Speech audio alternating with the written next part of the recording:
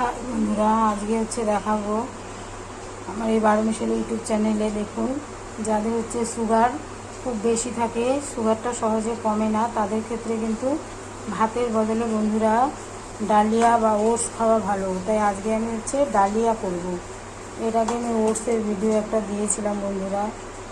আর এই যে মুগ ডাল দিয়ে বিভিন্ন ধরনের সবজি, এখানে পটল ভেতরের পুরো বীজের অংশগুলো ফেলে দিয়ে পটলগুলো কুচিয়ে নিয়েছি। মটরশুঁটি, বিনসও আপনারা দিতে পারেন। এখানে ধনে পাতা, এখানে কাবলি ছোলা, ছোটো ছোলা, কাঁচা লঙ্কা, একটু বেগুন নিয়েছি। আর এর মধ্যে মশলার মধ্যে একটু ধনের গুঁড়ো, একটু গরম মশলার গুঁড়ো জাস্ট সেন্টের জন্য দেব। কড়াই বসিয়ে দিয়েছি বন্ধুরা। তেলের পরিমাণ খুব একটা বেশি হবে না বন্ধুরা, কারণ সুগারের পেশেন্টদের কিন্তু কোলেস্ট্রলটা বেশি হলে পরে সুগার সহজে কমতে চায় না, যার জন্য তেলের পরিমাণটা কম। আর তেলটা দিতে হবে সানফ্লাওয়ার। যাদের মানে থাইরয়েড থাকে তাদের সোয়াবিন অয়েলটার বদলে সানফ্লাওয়ারটা খাওয়া খুব ভালো। আমি তেল দিয়ে দিলাম অল্প, এর মধ্যে একটা শুকনো লঙ্কা ফোড়ন দিব আর একটু জিরে ফোড়ন দেবো।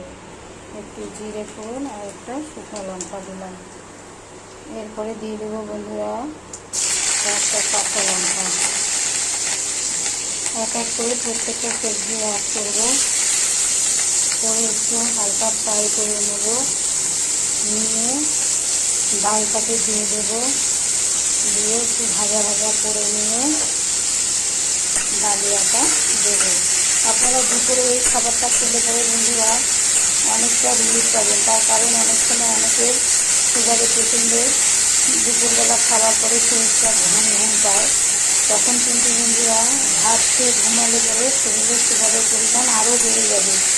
যার জন্য ডালিয়া বা ওটস এই ধরনের খাবারগুলো খেয়ে যদি একটু শুয়ে থাকেন তাতে কিন্তু কিছু হবে না, সুগার লেভেলটা সেভাবে বাড়বে না। যার জন্য ভাতটা কম খাওয়া ভালো। ভাতের ঘুম বলে না, ভাত ঘুম, সেই ঘুমটা হবে না এইসব খাবার খেলে পরে। তারপর যখন সুগার লেভেলটা কমে যাবে বন্ধুরা, তখন আপনারা ভাত একবেলা খেতেই পারেন। বিভিন্ন ধরনের রোগে যে আক্রান্ত হয় মানুষের বন্ধুরা, তারা কিন্তু এই ধরনের লবণগুলো খেতে পারে না। অন্য অন্য টাটা বা আরও কিছু লবণ আছে, সেগুলোর বদলে বিট লবণ, সন্দক লবণ এগুলো খেলে পরে কিন্তু শরীরের পক্ষে খুব ভালো। আমি সবসময় বলি এই লবণগুলো খেলে পরে কিন্তু সেইভাবে একটা ক্ষতি করে না, কারণ ওই লবণে অনেক ক্ষতি করে মানুষের। লবণ দেওয়া হয়ে গেল। এখন আমি এক এক করে মশলাগুলো একটু একটু করে দেবো। প্রথমে দেবো হলুদের গুঁড়ো। সব ধরনের জিনিস দিয়ে আমি এই যে গোটা জিরা, গোলমরিচ, তেজপাতা, শুকনো লঙ্কা দিয়ে একটা মশলা করেছি। একটু জাস্ট শুধু মশলা ছাড়া তো ভালো লাগে না, একটু মুখে রুচির দরকার। এর জন্য একটু জিরের গুঁড়ো, একটু গরম মশলার গুঁড়ো এগুলো একটু দেবো। দিলে পরে কী হবে, মুখে একটু রুচি আসবে, খেতে ভালো লাগবে। যে সবজিগুলো ভাজা করা হয়ে গেছে, এখন মুগ ডালটা দিয়ে দেবো।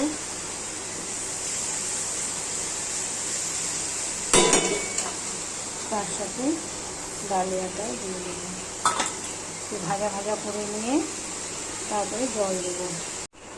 নামানোর সময় বন্ধুরা ধনে পাতাটা দিয়ে নামিয়ে দেবো।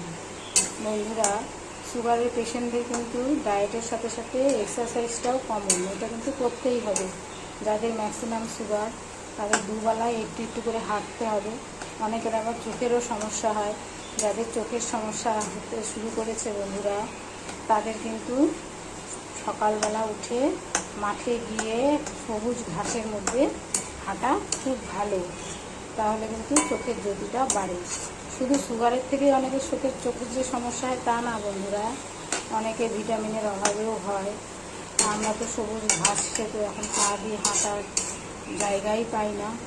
যাই হোক, তাহলেও খুঁজে বের করতে হবে কোথায় সবুজ ঘাস আছে, সেখানে গিয়ে 10 থেকে 20 মিনিটের মতন একটু হাঁটতে হবে। তারপরে এসে কিছু খাবার খেয়ে বা সকালবেলা কারি পাতা, নিম পাতা, একটু কাঁচা হলুদ, একটা কাঁচা ছোলা মুখে দিয়ে একটু জল খেয়ে বেরিয়ে পড়লে আধা ঘন্টা পর এসে আবার হচ্ছে একটু এক্সারসাইজ করে তারপরে গ্রিন টি, কয়েকটা হচ্ছে ক্রিম কেক আর বিস্কুট একটু খাওয়া যায়। খাওয়ার পরে তার কিছুক্ষণ পরে আবার একটু স্যালাড ধরনের শসা, ধনেপাতা, কাঁচা লঙ্কা, ছোলা, কাবলি ছোলা, এমনি ছোলা দিয়ে মেখে খাওয়া যায়।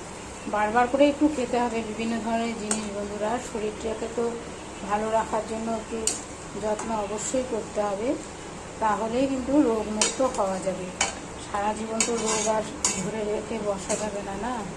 শরীরটাকে ভালো করার জন্য এইসব নিয়মগুলো অবশ্যই করবেন, দেখবেন অনেকটা আরাম পাচ্ছেন। এই যে বন্ধুরা আমার ডালিয়াটা হয়ে এসছে। এখন হচ্ছে ধনে পাতাটা উপর দিক দিয়ে দিয়ে এটা হচ্ছে ঢেকে রেখে দেব। বন্ধুরা শুধু ডায়েটে যে করলেই শুধু হবে না, জলটাও কিন্তু ঠিকমতো খেতে হবে। 3 লিটার করে জল, 2-2.5 লিটার বা 3 লিটার এইভাবে করে জলটাও খেতে হবে। আর মাঝে মধ্যে হচ্ছে সুগারটা বাড়িতে মাপার একটা যন্ত্র কিনে নেবেন, সেখানে সুগার লেভেলটা দেখবেন। সুগার কিন্তু কমে গেলে, ফল্ট হয়ে গেলে সেটাও খারাপ। আর মাসে একদিন হচ্ছে ফাস্টিং আর পিটিটা অবশ্যই করে নেবেন, তাহলেই দেখবেন যে অনেকটা সুবিধা হচ্ছে। তৈরি হয়ে গেল হচ্ছে ডালিয়া। আমার এই টিপসগুলো যদি বন্ধুরা ভালো লাগে তাহলে লাইক, শেয়ার, কমেন্ট অবশ্যই করবেন।